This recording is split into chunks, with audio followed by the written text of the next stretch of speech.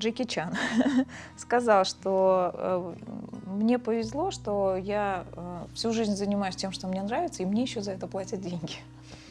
Вот я точно так же могу присоединиться к этим его словам.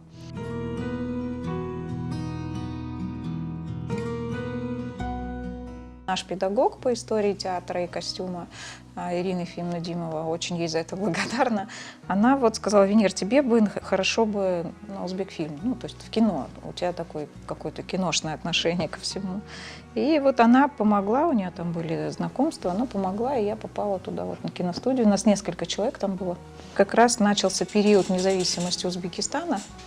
И, понятное дело, новому государству нужна своя история. И начинаются съемки исторических фильмов. Я отработала на киностудии достаточно времени. У меня 8 полнометражных фильмов.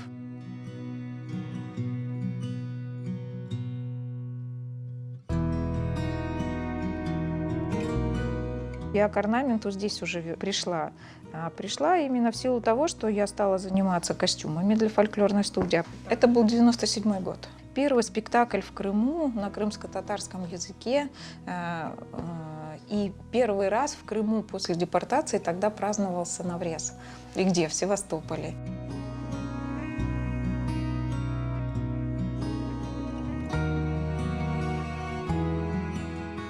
Нужно было мне создать курсы по вышивке, потому что еще живя в Узбекистане, моя мама очень хотела научиться вышивать золотом. И для того, чтобы вот свою маму научить вышивке, я вот эти курсы первые организовала.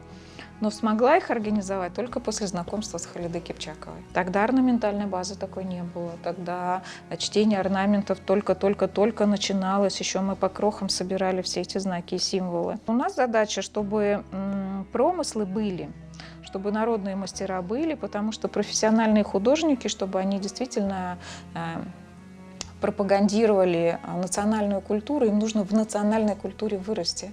А ее должны создать как раз народные мастера, те, которые дома для себя, для своей семьи выполняют эту работу. Вот с 2010 года у нас регулярно группы обучаются. Ну, считайте, за 9 лет у нас где-то 330-350 учеников вот тут училось.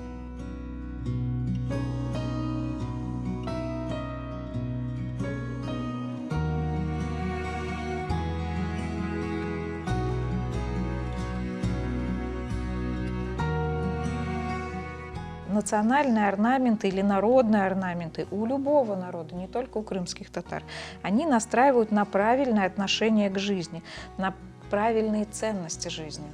То есть и это самое главное. Если человек неправильно ориентирован, у него ничего в жизни не будет получаться. Счастье именно в правильных жизненных ценностях. Ценности – это семья, как оно банально бы не звучало, это любовь к родине, это любовь к своему народу, это любовь к ближним, это созидание, это не разрушение.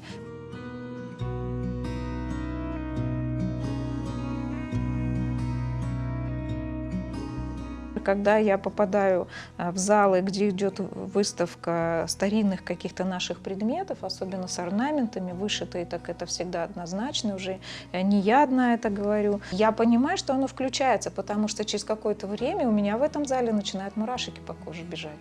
То есть это 100% идет подключение к той важной системе, которая идет на уровне полевого, что ли, такого, положительных энергий.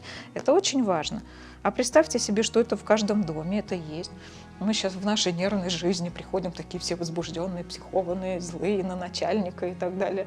Пришли домой, а у нас дома такая красота. И мы успокоились, мы вспомнили о том, что у нас есть близкие, дети, родители. И это программа, которая как бы на подсознательном уровне уже живет в человеке, в девушке. Ей закладывается программа ее поведения как матери, как жены, как потом бабушки. То есть она понимает, что у нее будут разные циклы в жизни, что у нее будут разные ответственности.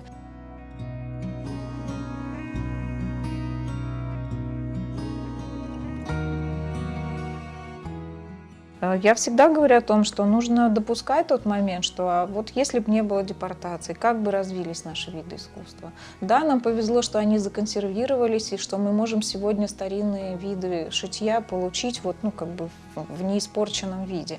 А второй момент, а если бы не было, то как бы они бы развивались? Они бы, во-первых, развивались там, ну, скажем так, в ногу с общими тенденциями современными. Если бросить камень в воду, и начинают идти круги, да, вот я считаю, мы сейчас бросили камень.